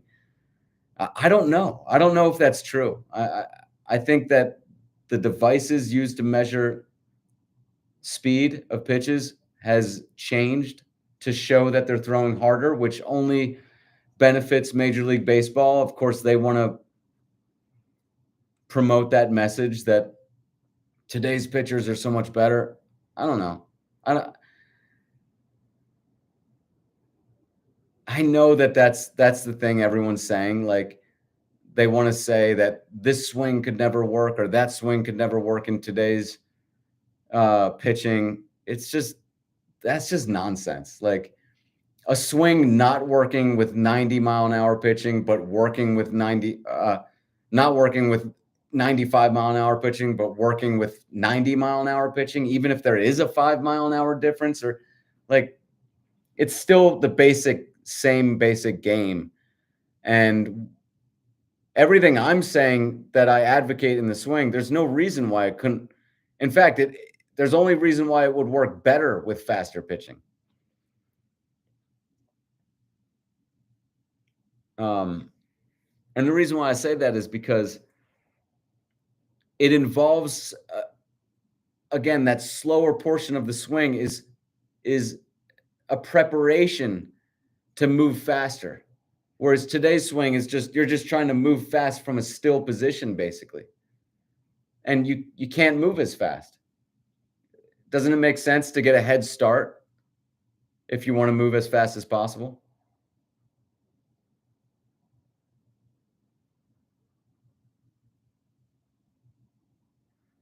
That's false. The change to launch angle is primarily geared to hit for power since analytics came on the scene and devalued the contact hitter. Um,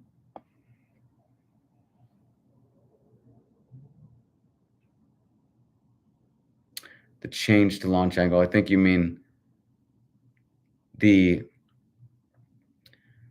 the movement towards thinking about launch angle. I don't know. Yeah, analytics came on the scene and devalued the contact hitter, which the only problem with that is they came along with the message of, and the answer to that is to swing up more. That's where they screwed up. I think they were total. If they just want to devalue the contact hitter, I'm all for that. And people think I'm one of these, launch angle people. Like it's all about launch angle, swing up. That's not what I'm saying. And I'm all for devaluing the contact hitter. They just messed up when they started to try to get into basically all the geeks figured out, launch angle, and then they started trying to instruct the swing. That's basically what happened. And again, it's going to work for a guy like Aaron Judge or Barry Bonds. Barry Bonds promoted just catch the ball. Well, yeah, just catch the ball works, when you're 250, mostly muscle. In a good swing, does the hip move first to allow for maximum arm whip, essentially hip shoulder separation? It's thinking about lower body and bigger muscle stuff, and I just don't think you need to do that. Like, it's going to screw you up to think about hip shoulder separation or any stuff like that. I really think just swing with just your lead arm, man. Like this whole idea, again, people think that, oh, I'm going to get into swing mechanics. I'm going to try to elevate my game by getting into swing mechanics. And they think that means let's get let's talk about every single body part and let's you know overcomplicate things. Now I'm doing that swing mechanics thing, and I don't think that that's what playing the game is about. Um, Playing the game of swing mechanics. I think it's you're not getting points for making it more confusing and convoluted. The game of swing mechanics is make it simple, make it seamless, and only touch on what is absolutely necessary, because you will move backwards if you touch on things that are not necessary. It's not like a, hey, I can't lose just by trying this or trying that, or no, you'll move backwards pretty fast if you're on the wrong thing. So I don't think you should think about hip moving. This hip shoulder separation stuff is nonsense. That you don't need to think about that. Again, swing a bat with just your lead arm. Don't try to just try to hit the ball solidly and hard. And that's it. And as you do that more, you will be moving more towards a great swing. Would you consider the lead arm swing to be the only way to swing correctly, or would you acknowledge hitting to be more spectrum based depending on the athlete? I don't think so, man. I don't think so. I think um, it to me that is the definition of a good swing. Now, everyone could do it a little bit differently.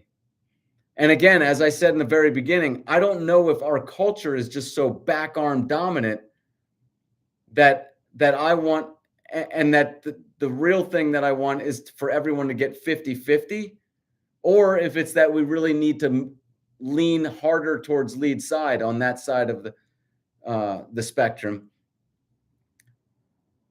I don't know which one it is. I just know that right now we need more lead side working and less back arm exertion. And the way to feel that is just to swing with just your lead arm.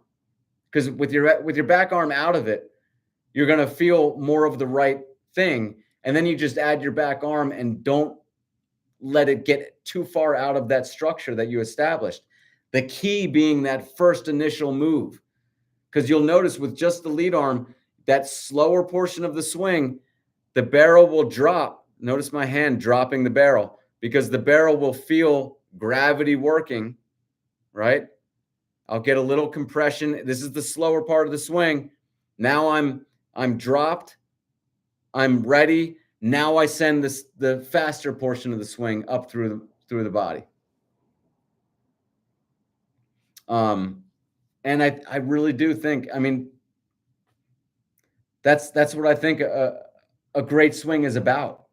And it makes more sense. It makes more sense because we're all more similar than we are different. We all have two arms, two legs for the most part. And if you only have one arm, swing on the side of the plate that utilizes it as your lead arm. But we're all similar enough. And doesn't it make sense that it's really just one thing going on in a great swing? Haven't you seen people with great swings? They're not stiff and trying to achieve all these different positions and focused on their foot. They're just doing this. They're seeming to do something, and it seems like they're just doing one thing. That's what it's always seemed to me. So it rings true that it's really just something going on in a great swing. And I believe that that is what that something is. Starting the swing early doesn't mean you get to the ball sooner. It's all and not pushing the bat.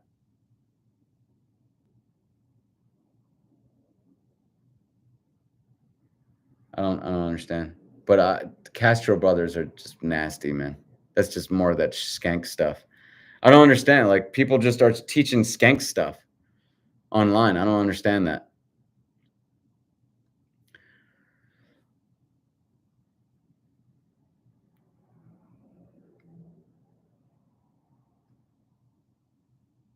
Do you advocate for more of a tipping action like Bonds or Hank Aaron to get the space for the barrel to drop behind you? It it's it seems to be a move that can pick up the barrel speed a little bit. Ruth had a little bit of one. Griffey had a little bit. Yeah, like it does seem like it can pick up the barrel speed a little bit, but it's not necessary. So, anyways, Hank Aaron had an average against Nolan Ryan over 300. That is awesome. Is that true? That's a great one. You know, Babe Ruth hit basically the same. If you look at his numbers, he hit basically the same against Hall of Fame pitchers as he did everyone else. So this idea that he would never make it in today's game, it's just honestly, man, it's just people being sold on what is it, Justin? What is it? What is it when people are sold on I see you there, man. Just tell me, what is it when people think that Hank Aaron or Babe Ruth or Willie Mays couldn't play in today's game? I don't know what that is. It's sold from I think it's maybe sold from the top down, because they want people to think that the game is better than ever.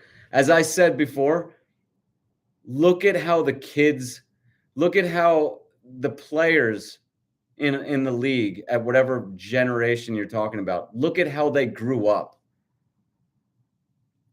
I think the the golden era of NBA basketball, as far as when kids were playing the most of it on the streets and therefore actually getting better, was probably in the 60s or maybe 70s, early 70s, late 60s or something. That's just my guess because it turned out someone like Michael Jordan, and everyone else who played in the late 80s and early 90s. And for baseball, I think that there was a golden era there, you know? Um, and I think it was when they were playing a lot of sandlot ball. I'm not sure how you can. Why would you think that with all the distractions that kids have today, all the, they're just not playing as much baseball as the guys who, back in the early 1900s, that's all they were doing for hours and hours a day. So why would you think? Now, again, are guys bigger today? Yes, guys are bigger today. But this is I'm where is it? I'm the swing mechanic. I'm interested in mechanics. I'm not like the muscle mechanic. I mean, I think building muscle is obviously extremely important, but I'm interested in the skill of mechanics. And for that, I think we're not as great as we were at another time. And why would you not agree with, like, you think just because people have a handle on on instructing the swing that means it's better than it's ever been? No. Um, you know, just because the idea of science got started at some point doesn't mean they had a better understanding of things necessarily. I mean, it's just anyways, um, people discriminate against those players because they have a lot of forward movement. Exactly. Exactly. But think about the discrimination comes from the assumption that forward movement is bad. It comes from the assumption that forward movement is bad, which is just an assumption that was built by conventional instruction. There's no evidence for it. And yeah, that is the main thing. They think with today's speed, you could never have um, that much forward movement. No, with today's pitching machines, you could never have that much forward movement. That's what it is. And look, you don't hit against a pitching machine in actual games. So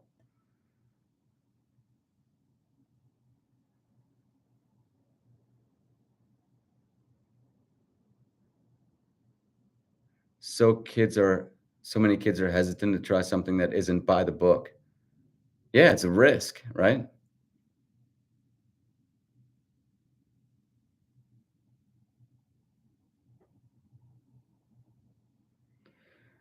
Look, I think the lead side approach is going to be. I mean, who can tell what the final thing is in swing instruction, you know? But I think it at least is going to be something in the future that takes over what is going on right now. It's a simple approach. Uh, you know, when you're talking even something like Richard Skank's approach, which I think, as I've said, is better than anything else that I've seen come along the mainstream. I mean, you have to think about so many different things, you know, like there's a movement going on here.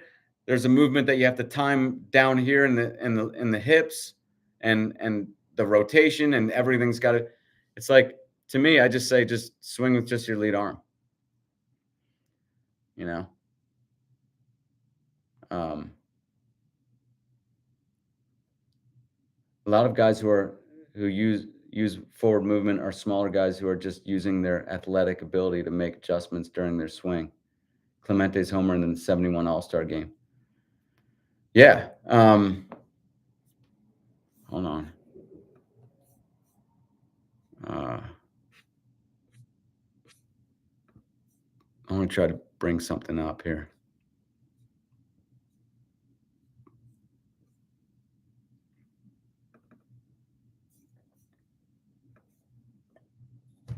This is an interesting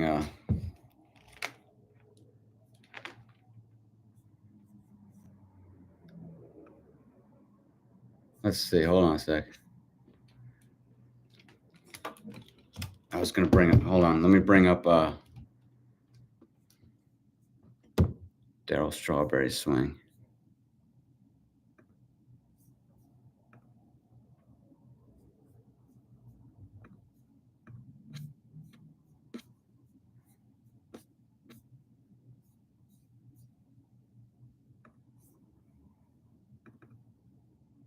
Oh. I'm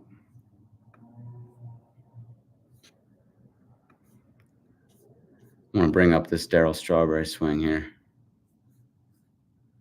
And then we'll end it.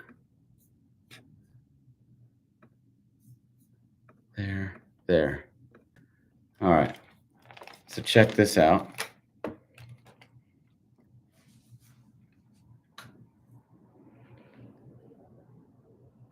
Will be on the move. 3 balls, 2 strikes, 2 outs. And Darryl Strawberry, it's a high fly ball, deep in the field. That ball is way out of here. Darryl Strawberry hitting a mammoth home run. This guy weighs 190. Homer, and the Mets take the lead. Let's just take a look at this swing that he put on the ball. This is number 16, I believe, on the pound-for-pound list, Darryl Strawberry. Now look at this swing. Now look at it. He swings his bat like it's a little toy. He's tricked on the pitch. He is. Look, and McCarver's amazed because he's tricked on the pitch, and he's on his front foot. Look at that. How does a man hit a ball that far on his front foot? How does a man hit a ball that far on his front foot? Let's take a look at it. Well, because there's nothing wrong with being on your front foot. I'm not saying, by the way, that every swing you need to be completely shifted on the front side. I'm just saying this whole idea that you can't shift forward is nonsense. So this is the way. So here's, okay, this is kind of the first swing, or the slower part of the swing, however you want to say it. Barrel is dropping. He's getting some lead arm compression. He's grounded onto the front leg primarily. He's ready to kind of do the second swing, the faster portion of the swing. But notice how he's just going to go get the ball with his torso. There's nothing wrong with that. He's off on the, I mean, it's only going to throw more weight into the hit. When you saw guys like Hank Aaron and Willie Mays, they did that. Like, look, he's bringing the body to the ball. That helps not only with power, but with adjustment. Now imagine if he was hanging back on his back leg. He would be like back, like maybe 3 feet towards the catcher at this point, right? And he'd be waving at the pitch. So it's just something that helps with power and consistency to be able to move your torso into the pitch like this. And I mean, he hits the ball, what, 440 feet or something like that. So, yeah, it's just, look, we got a long way to go in conventional instruction. We're off base. We're just off base.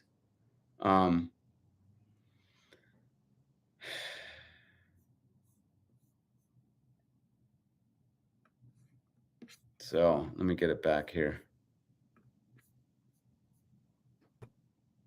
So anyways, man, that's like over 2 hours. It's probably enough, huh? Thank you guys for watching.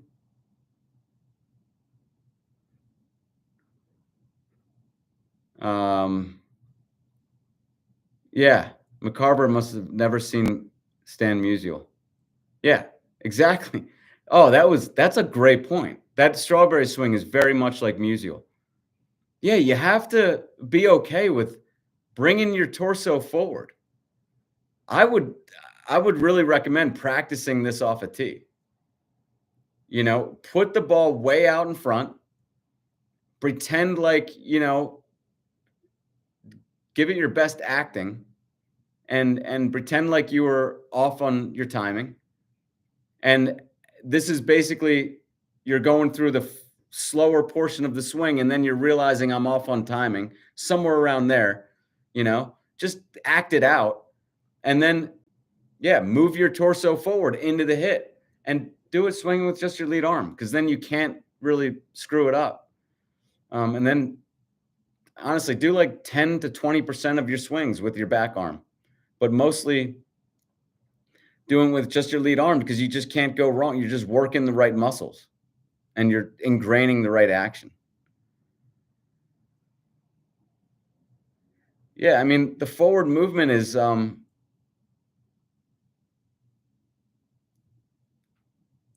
it not just allows for force, but it allows you to make more solid contact, because you're dictating, like, halfway through the swing, you're realizing you're early and you're saying, let me make the contact point farther out in front because I'm early. So you just shift your spine angle forward. You can't do that if you're hanging back on the back leg. And that's why you see so many. I mean, I guess the strikeout rates are higher these days. And I don't know. I think a lot of it, if that's the case, it's probably the hanging back on the back leg and they're waving at pitch. They're not dictating where contact's going to take place. So they're probably just waving at a lot of pitches. There's just a lot of, erroneous instruction going on. Yeah, it's a complete weight transfer. Like, again, I just find that clip so perfect because McCarver is wondering how the heck he did it, because he's on the conventional understanding of the swing.